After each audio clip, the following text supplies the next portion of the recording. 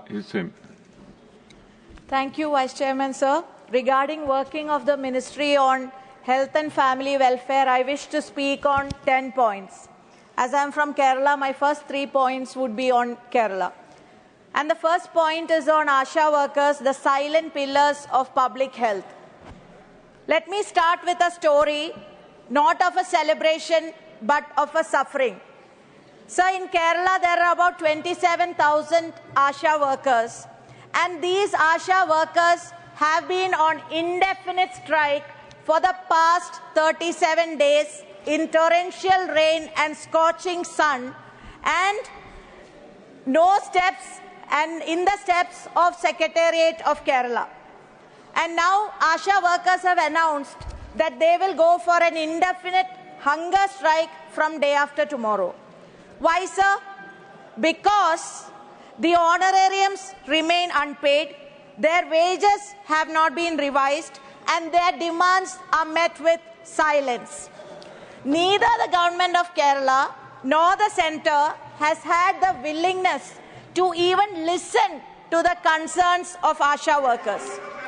On International Women's Day, when the world celebrated, the ASHA workers in Kerala stood in darkness of neglect. Currently, an ASHA worker in Kerala receives rupees 7,000 per month. That is equivalent to rupees 233 per day. Even this meager sum is delayed. Can a family survive on 233 rupees a day? And even for this meager amount, Kerala government had brought a circular which they had to withdraw under pressure yesterday because of the ongoing protest of ASHA workers. 20 years ago, when under NRHM, when ASHA workers became scheme workers, and when they were as voluntary part-time service. Today, they are the first-time responders to our most pressing health issue. During COVID-19, like angels, ASHA workers went from door to door, identifying patients and quarantine, treatment, giving them medicine, PPE kit.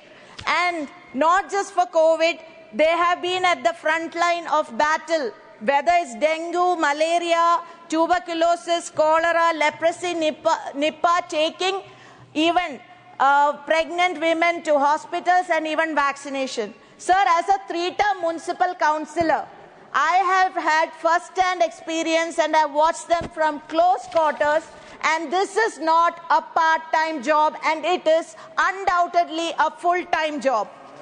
But their shifts are endless, sir. Even after going home, they have to do the data entry and reporting. So their responsibilities are boundless, yet their compensation remains disgracefully inadequate. And sir, they work over 12 hours a day without social security, without job benefit, without a pension, and they retire with nothing. Asha ab nirash ho gayi. This is not just a policy failure. This is discrimination. This is exploitation. This is violation of human rights. Yes. Can a nation that prides itself in women empowerment justify this exploitation, sir? Meanwhile, Government of Kerala and central government are engaged in a blame game regarding funds. The Finance Minister of Kerala claims centre has to give 100 crores. The Health Minister of Kerala claims that 636 crores have to be given and it is pending. Whereas the Union Health Minister in the floor of the House says nothing is pending. Where is the truth? What is the truth? And why should ASHA workers suffer? Sir, the recent announcement of considering enhancement remuneration by the Union Minister in the House is a solace, but that is not enough. I am glad JP Naddaji is here. ASHA workers must be institutionalized as a government employees, and refusal to do so is a deliberate, systematic undervaluing of women labor. So therefore, most respectfully, I urge the central government, regularize ASHA workers as employees, implement a structured pay scale of rupees 21,000 per month, ensure a retirement benefit of 5 lakhs, social security, EPF and pension. So I have raised this issue in this House on Feb 6, 2024 and we will continue to raise it. So now I move on to my second point, Anganwadi workers and helpers, the backbone of child nutrition. Like ASHA workers, Anganwadi workers in Kerala is around 66,100 and they are also on an indefinite strike since yesterday. Their wages have not been meaningful revision in 8 years, but their workload has increased exponentially. An Anganwadi worker earns only 12,500 per month and a helper rupees 8,700 per month. Often they pay for the daily expenses and they have to crave for their reimbursement.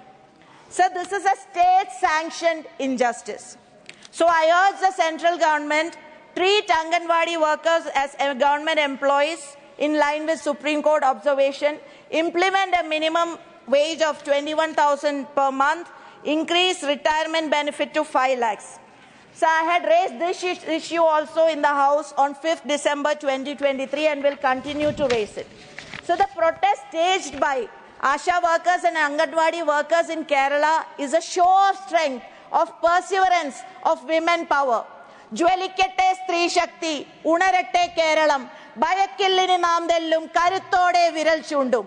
The women power will rise and shine. Kerala will awake and point fingers on the injustice of state and central government. Very good. Sir, I have started Mahila Sahas Kerala Yatra from Jan 4th, covering 1,474 mandalams, 941 panchayats, 87 municipalities and 6 corporations.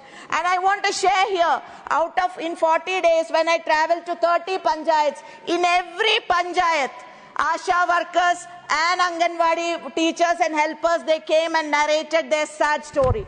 So if a state like Kerala, which has, due to continuous different successive governments, stay ahead in public health, if this is the plight of Kerala's ASHA workers and Anganwadi, then what will be the plight across the nation? So I urge both this has to end and both ASHA and Anganwadi workers will have to be treated as government employees and benefits given. So my third point, Kerala's fight for aims and the tale of stepmotherly treatment. So Kerala has done everything, whatever is required for aims. Initially 4 locations were identified. Thereafter 150 acres of land acquired and transferred to Directorate of Medical Education in Kinalur in Kozhikode only for the purpose of establishment of aims. But in spite of doing all that, the union government turns deaf to Kerala and for aims. I asked the union minister, very respectfully asked the union minister, why does Kerala not deserve an aims? Why the delay when other states are given aims? And this discrimination should end and Kerala should get aims. So now moving on to the national picture, sir. A tale of, my fourth point is tale of 2 eras. Before 2014 and after 2014. So before 2014, across different governments from Jawaharlal Nehru to Manmohan Singh ji, yes, of course, with Atal Bihari Vajpayee also as Prime Minister, so there was a common priority. The common priority was building of a robust healthcare system in India. The focus was on infrastructure, inclusivity, and also accessibility. Priority was provide health. Now from Achhe Din to Sabke Saath, Sabka Vikas, Prayas to Amritkal to Viksit Bharat, there is no substance. There is only slogan. Now it is the GDP is only 5%. If when the WHO recommends 5%, India barely allocates 1.9%. This is embarrassingly low, sir, when compared to giants. Sir, my fifth point is public healthcare system in ruins. I wish to say about Ayushman Bharat. Ayushman Bharat, the healthcare shifted responsibility to private players, ensuring free and accessible institutes is not there, and Controller and Auditor General itself has said that there are fake claims and there is total fraud. So my sixth point is collapse and violence against doctors and health professionals. India has become where aims is like that. So rising violence against doctors is a big issue and Central is not doing. So my seventh point is NEET catastrophe.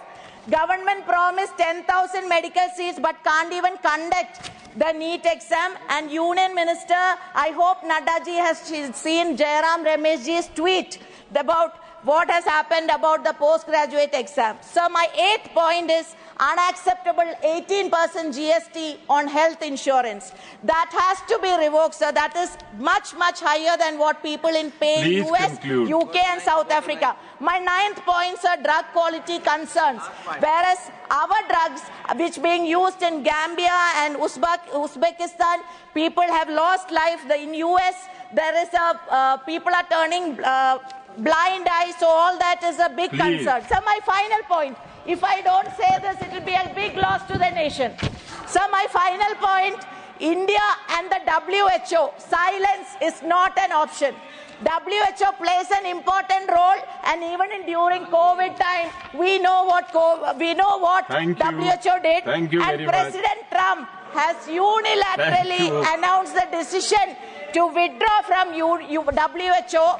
This is the time our India self-proclaimed Vishwaguru, Honorable Prime Minister must step up and support WHO. I urge our Prime Minister, sir, I do not speak today merely to criticize, I speak to warn. Our healthcare system is dismantled before our eyes. The government's policies are misplaced, flawed and dangerous. I conclude, sir. I conclude.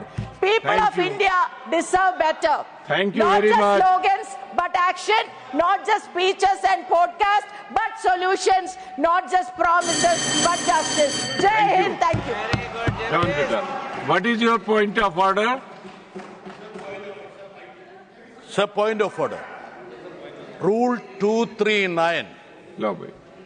Sir, when the purpose of explanation during discussion or any other sufficient reason, any member has occasion to ask a question of another member or any matter that under the consideration of the council, he shall ask the question through the chairman, sir. So I am using your good office, sir. Is it not a fact that, as Mr. Manoja stated in the morning during the 0 hour, that Kerala gives the highest honorarium for ASHA workers? And second, is it not a fact that Congress is in hand and glove with the BJP in Kerala to distort the LDF administration there? And three, will they have the guts to take on the BJP?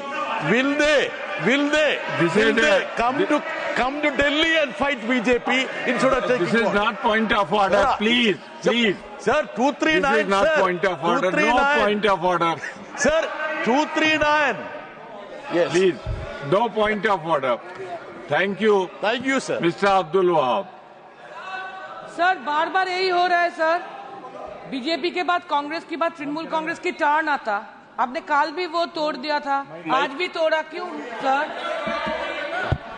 Sir ये क्यों Hello? है sir? There is no point and there is no order. Sir, What is the reason? It's chairman's discretion, but please maintain the convention, sir. Please. Okay. If I am sitting on the chair, I am also bound by the chairman's discretion. Please, Abdul Wahab. No point, no order. Respected Vice Chairman Saab. आप आगे देख के बोलिए, पीछे क्यों देख रहे हैं? Thank you. No. Just the point of order. Any other point of order coming?